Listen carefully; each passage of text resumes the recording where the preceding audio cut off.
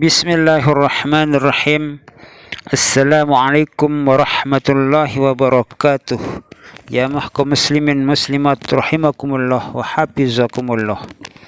Abu Laits As-Samarkandi berkata, orang-orang yang telah membicarakan cara taubatnya orang yang gibah, apakah boleh tanpa memberitahu kepada orang yang dibicarakan? Sebagian mengatakan boleh dan yang lain tidak boleh.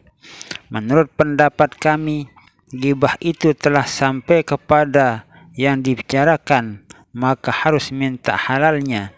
Dan bila belum sampai, maka cukup dengan istighfar dan berjanji kepada Allah tidak akan mengulanginya lagi.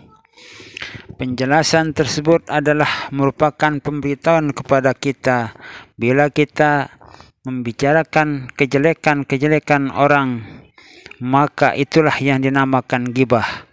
Kalau kita membicarakan kejelekan orang, lalu apa yang kita bicarakan tentang kejelekan seseorang itu sampai kepada orang yang kita bicarakan, maka kita harus pergi kepada orang itu untuk meminta maaf dan beristighfar, mohon ampun kepada Allah Subhanahu wa taala. Namun kalau tidak sampai ucapan kita itu membicarakan kejelekan orang kepada orang tersebut, maka cukuplah kita beristighfar dan berjanji kepada Allah Subhanahu wa taala tidak mengulangi penggibahan tersebut. Itulah pendapat sebagian ulama yang terdapat dalam kitab ini. Seorang datang kepada Ibnu Sirin dan berkata kepadanya, "Saya telah gibah membicarakan kejelekanmu, karena itu halalkan dan maafkan bagiku." Jawab Ibnu Sirin, "Bagaimanakah saya akan menghalalkan apa yang telah diharamkan Allah?" Seolah-olah Ibnu Sirin mengisyaratkan kepada saya supaya minta ampun kepada Allah di samping minta maaf kepada yang digibah itu.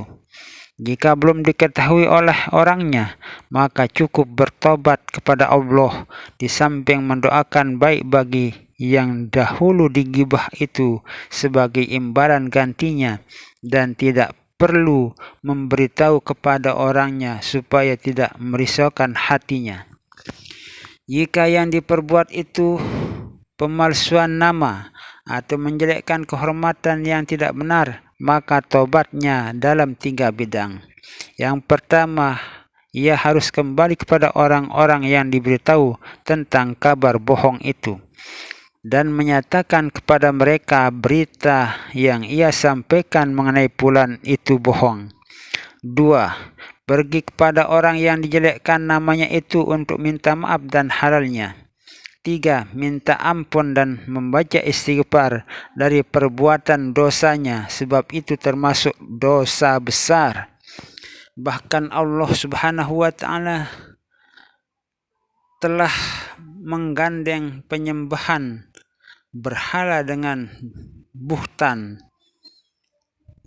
Tinggalkan semua yang najis dari berhala-berhala itu, dan tinggalkan juga kata-kata yang palsu, tuduhan yang palsu itu.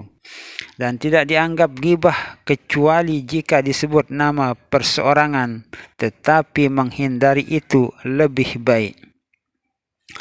Seorang zahid membeli kapuk untuk istrinya. Tiba-tiba istrinya berkata, "Penjual-penjual kapuk itu telah mengkhianati kamu dalam kapuk tersebut."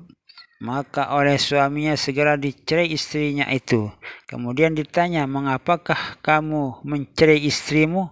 Jawabnya, "Saya ini seorang yang sangat cemburu dan saya khawatir ia akan dituntut oleh semua penjual kapuk pada hari kiamat." Lalu disebut-sebut istri fulan itu dituntut oleh penjual-penjual kapuk, maka karena itu segera saya cerai.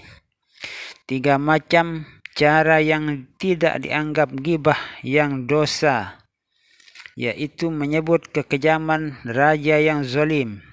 2. Menyebut kerusakan akhlak orang yang terang-terangan berbuat dosa di muka orang. Ketiga, menyebut kesalahan ahli bid'ah jika disebut paham mazhabnya. Itulah gibah yang diperbolehkan dalam agama. Adapun bila menyebut badannya, maka itu termasuk gibah yang mendatangkan dosa. Nabi SAW bersabda, sebutlah kejahatan si pelacur supaya orang lain berhati-hati daripadanya. Gibah, membicarakan kejelekan orang itu ada 4 macam. Menyebabkan kufur atau kafiran, menyebabkan munafik atau dosa, atau mubah berpahala.